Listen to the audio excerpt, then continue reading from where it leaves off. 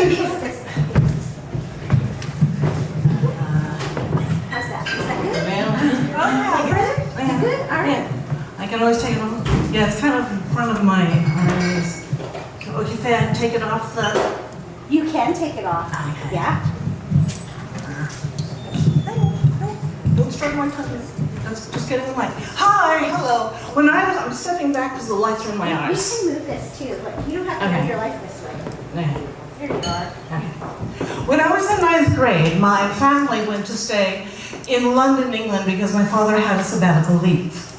And going from suburbia, Massachusetts, to London is stepping into this old world, literally, that has a castle, a giant castle, the Tower of London, in the middle of it. And not too far away was Regent's Park, which I think is pretty close to the palace, where the Queen lives. So, in the school that I was sent to, everything was wood with big windows. And when the teacher came in, we all had to stand up and say good morning. When the headmaster came in, we had to say good morning, sir. So it was very old world and fantasy and fairy tale like. And I had a wonderful time at that school. And at the end of the year, a new boy came. And he was from Ethiopia. And he had this glorious, deeply black skin. And he had perfect carriage. And he had these thick, long, black eyelashes and gigantic brown eyes. And I was in love with him. And I was certain that he was a prince. But he wasn't in the school very long, and we other children were sent to a camp for 2 weeks.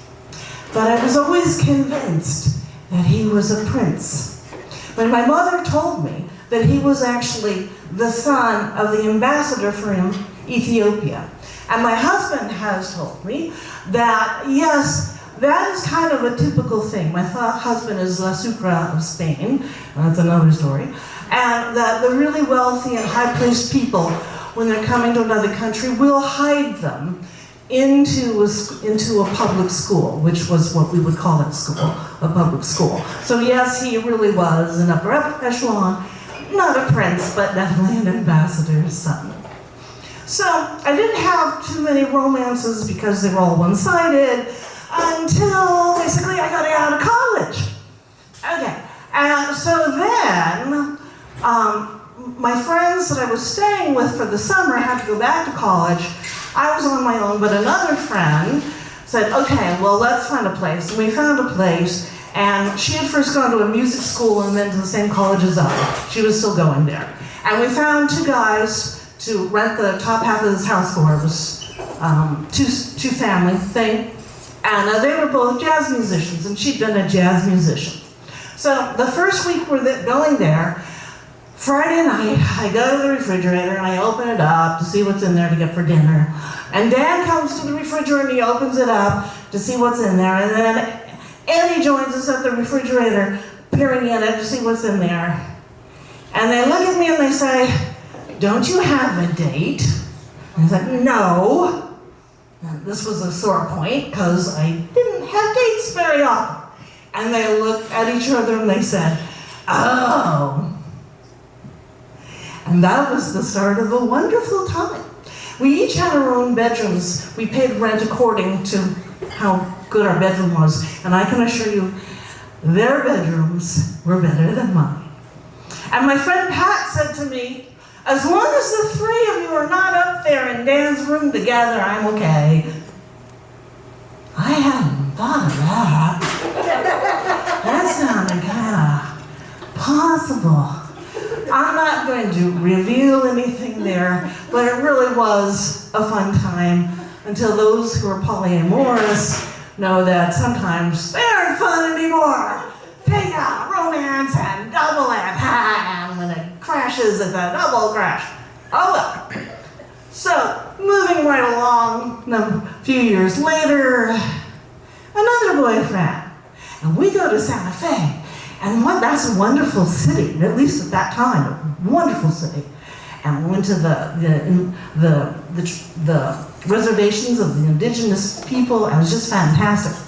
But he got into this thing where he was very much into the New Age ideas of, you get what you believe in, and he thought that if my mind was strong and sure enough, I wouldn't need contraceptive.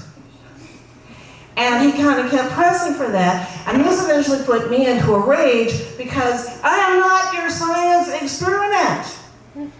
So what we should all keep in mind, it's not about the one who got away, it's that we got away. Everybody consider it.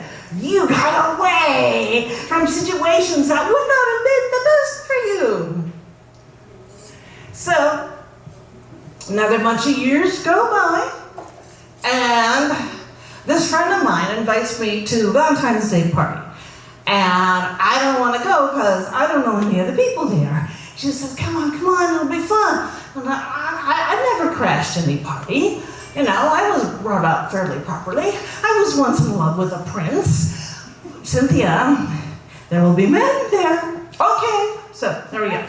So we go there. We are a little early, and the two guys throwing the party, they're throwing the party in this artist's loft because the artist had been just beaten up very badly by her boyfriend, which of course ended that, and she got away, though hurt. So these two guys decided to give her a party, and they would sneak in her apartment and set it up for the party, and they gave a party. And one of them had this really thick accent. We're at a 6-minute warning. Okay. And so she and her friend said, where is he from? And I said, Russia. He wasn't from Russia. But that's a story for another day. So the point is, we are the ones who got away. And eventually, and you learn that very well when you're married for 34 years, one of the things is you don't dwell on the one who got away, because the one you're with is a lot more important. Thank you.